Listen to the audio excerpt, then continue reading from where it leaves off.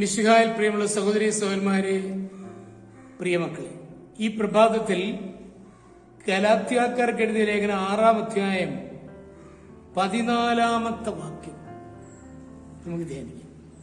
Letter to Galatians chapter 6 verse 14. നമ്മുടെ കർത്താവായ ഈശോ മിശിഹായുടെ കുരിശിലല്ലാതെ മറ്റൊന്നിലും മേന്മ ഭാവിക്കുവാൻ എനിക്കിടയാകാതിരിക്കട്ടെ.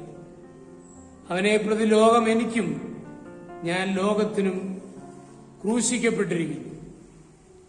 കർത്താവായ ഈശോയുടെ കുരിശുമരണം മൂലം തന്റെ ആത്മീയ ജീവിതത്തിന് ശക്തി ലഭിക്കുമെന്നും നിത്യജീവനായി തന്നെ അർഹനാക്കുന്നുവെന്നും വിശുദ്ധ പൗലോസ് വിശ്വസിക്കുന്നു. എന്തോ അതിപ്രധാനമായ കാര്യം സാധിക്കാനുണ്ടെന്നുള്ള വ്യക്തമായ കാഴ്ചപ്പാടോടുകൂടിയായിരുന്നു ഈശോ ജെറുസലേമിലേക്ക് യാത്ര ചെയ്തത്. ശത്രുക്കൾ തന്നെ വധിച്ചേക്കുമെന്ന് ശിഷ്യന്മാർക്ക് സംശയമുണ്ടായിരുന്നതിനാൽ അവർ ഈശോയുടെ യാത്ര മുടക്കുവാൻ ശ്രമിച്ചു. മറുരൂപമലയിൽ പ്രത്യക്ഷപ്പെട്ട് മോശയും ഏലിയാവും ജെറുസലേമിൽ തനിക്ക് സംഭവിപ്പാനിരുന്ന നിര്യാണത്തെപ്പറ്റി സംസാരിച്ചിരുന്നു. ഭൗതിക ശരീരത്തിൽ ജീവിച്ച കാലത്ത് താൻ ആരംഭിച്ച ശുശ്രൂഷ ലോക അവസാനത്തോളം തുടർന്ന് ചെയ്യണമെന്ന് തനിക്ക് ബോധ്യമായി. അതിന് ഭൗതിക ശരീരത്തിലെ ജീവിതം അവസാനിപ്പിച്ച് ആത്മീയ ശരീരത്തോടുകൂടി ലോകത്തിൽ വീണ്ടും വരേണ്ടത് ആവശ്യമെന്ന് അവൻ മനസ്സിലാക്കി.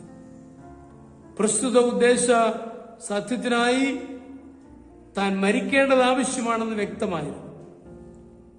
ഉയർപ്പെഴുന്നേറ്റതിനു ശേഷം താൻ വീണ്ടും ശിഷ്യരോട് ചേർന്ന് പ്രവർത്തനം തുടരുകയായിരുന്നു. നമ്മോടുകൂടെ സമകാലീനരായി ജീവിക്കുകയും ചെയ്യുന്നു. ഈശോ ദൈവഹിതത്തിന് കീഴ്പ്പെട്ട് മരിച്ചതിനാൽ ദൈവം തന്നെ ഉയർത്തെഴുന്നേൽപ്പിച്ചു. അതിനാലാണ് നമ്മെ സഹായിക്കുവാൻ പ്രാപ്തനായി ഈശോ ഇന്നും ജീവിക്കുന്നത്.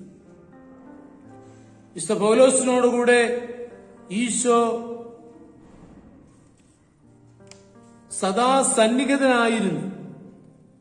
വിശുദ്ധ പൗലോസിനെ മാത്രമല്ല, സകല വിശ്വാസികളെയും ജീവിക്കുന്ന ഈശോ സഹായിക്കും. ഈശോ മരിച്ചതും ഉയർത്തെഴുന്നേറ്റതും തനിക്ക് വേണ്ടിയും മറ്റുള്ളവർക്ക് വേണ്ടിയുമാണെന്ന് പൗലോസിന് ബോധ്യമായി.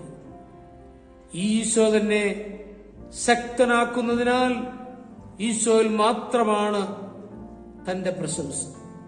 ഈ ജീവിതകാലത്ത് ഈശോയോടുള്ള സഹിത്വം തന്നെ മരണശേഷവും തുടരുമെന്ന് വിശുദ്ധ പൗലോസ് ദൃഢമായി വിശ്വസിച്ചു. നാമും ഈശോയോടുകൂടെ ഇവിടെ ജീവിക്കുമെങ്കിൽ മരണാനന്തര ജീവിതത്തിലും തന്നോടൊപ്പം ജീവിക്കും. ഈശോ മരിച്ചതും ജീവിക്കുന്നതും എന്നെ സംബന്ധിച്ചിടത്തോളം എനിക്ക് വേണ്ടിയാണ്, എന്നെ ഓർത്താണ് എന്ന് നാം വിശ്വസിക്കും. നമ്മുടെ കർത്താവ് ഈശോ മിശിഹായുടെ കൃപയും പിതാവായ ദൈവത്തിന്റെ സ്നേഹവും പരിശുദ്ധാത്മാവിന്റെ സഹവാസവും പരിശുദ്ധ അമ്മയുടെ മധ്യസ്ഥതയും നിങ്ങളെല്ലാവരോടും കൂടി ഉണ്ടായിരിക്കട്ടെ, എപ്പോഴും എപ്പോഴും എന്നേക്കും. ആമേൻ.